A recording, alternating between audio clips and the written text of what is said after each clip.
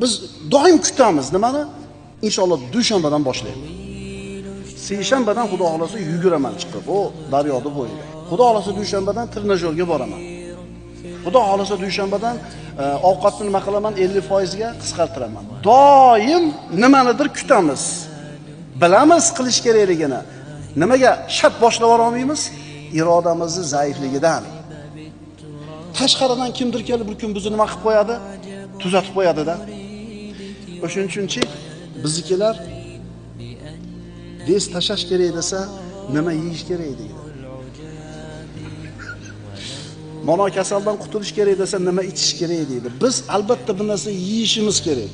Yo bir narsa ichishimiz kerak. Vesimiz o'rniga tushishi uchun, figuramiz tekis bo'lishi uchun, bir kasaldan qutulishimiz uchun albatta yeyish kerak-da. Unaqa bo'lmaydi. O'zi yeb kasal bo'ldik o'zi.